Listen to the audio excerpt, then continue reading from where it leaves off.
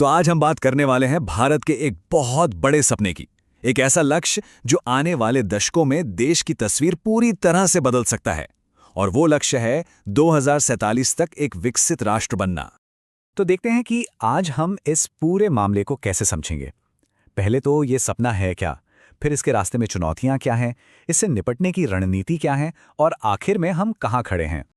चलिए, सबसे पहले तो यही समझते हैं कि इस बड़े से लक्ष्य का, इस सपने का असल मतलब क्या है।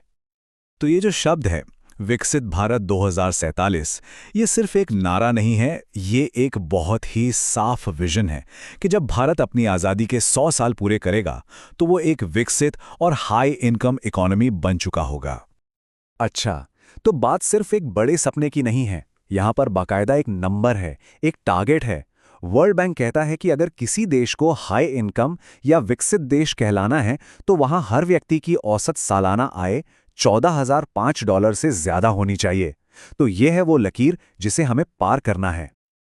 अब बात करते हैं असलियत की। आंकड़ों की जमीन पर उतरकर देखते हैं कि ये लक्ष्य हासिल करना कितना बड़ा पहाड़ चढ़ने जैसा है। और यही सबसे बड़ा सवाल है ना, कि ये चढ़ाई आखिर है कितनी मुश्किल। क्या हम सही रास्ते पर चल भी रहे हैं या मंजिल अभी बहुत दूर है।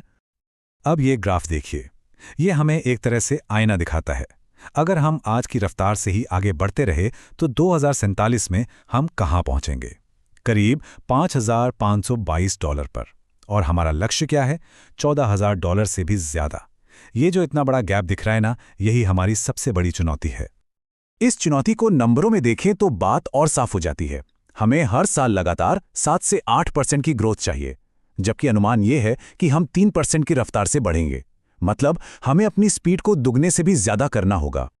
तो सवाल उठता है कि इस गैप को भरेंगे कैसे। आइए देखते हैं कि इसके लिए क्या रणनीति बनाई जा रही है।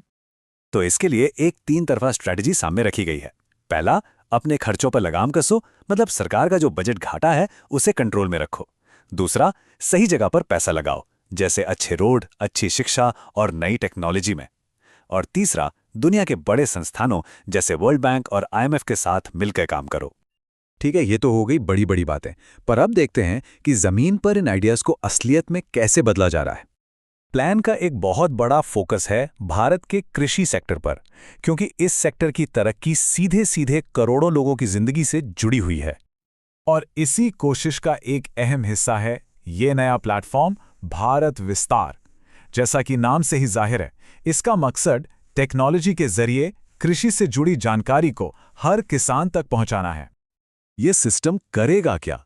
ये किसानों को उनकी जमीन, उनकी फसल और मौसम के हिसाब से AI की मदद से सही सलाह देगा, वो भी उनकी अपनी भाषा में। मतलब कब कौन सी फसल बोनी है, बाजार में क्या भाव चल रहा है, ये सारी जानकारी सीधे किसान के हाथ में होगी। देखिए, आइडिया बहुत सिंपल है। टेक्नोलॉजी का इस्तेमाल करके खेती में जो अनिश्चितता है, जो रिस्क है, उसे कम करना। और जब किसान सही जानकारी के आधार पर फैसले लेंगे तो जाहिर है पैदावार भी बढ़ेगी और कमाई भी। पर यह योजना सिर्फ खेती या अर्थव्यवस्था तक ही सीमित नहीं है, बल्कि एक सस्टेनेबल यानी टिकाऊ भविष्य बनाने पर भी इसका बराबर का जोर है। जैसे कि देश के अंदर नदियों के रास्ते माल ढुलाई के लिए 20 नए वाटरवे बनाने का प्लान है। इससे सड़कों पर ट्रैफिक कम होगा और प्रदूषण भी घटेगा। ये एक ग्रीन और सस्ता ट्रांसपोर्ट नेटवर्क बनाने की तरफ एक बड़ा कदम है। इसी तरह क्लीन एनर्जी टेक्नोलॉजी के लिए 20,000 करोड़ रुपए का एक बड़ा फंड रखा गया है। ये पैसा कार्बन उत्सर्जन को कम करने वाली नई तकनीकों पर खर्च होगा, जो क्लाइमेट चेंज से लड़ने में हमारी मदद करेगा। तो हमने लक्ष्य को समझ लिया, चुनौती देख ली और उससे निपटने का प्लान भी देख लिया। अब हम आते हैं अपने आखिरी पड़ाव पर। यह टेबल पूरी कहानी को एक नज़र में बयां करती है। हमारी महत्वाकांक्षा क्या है, असलियत क्या है और हमारा एक्शन प्लान क्या है। अर्थव्यवस्था हो, कृषि हो या पर्यावरण, हर चुनौती के लिए एक सोचा समझा समाधान सामने रखा गया है। तो आखिर में सवाल यही बचता है, हमारे पास एक साहसिक ब्लूप्रिंट है और सामने एक बहुत ऊंची चढ़ाई भी है। क्या टेक्नोलॉजी और सही पॉलिसी का ये मेल हमें 2047 के उस बड़े सपने तक पहुंचा पाएगा?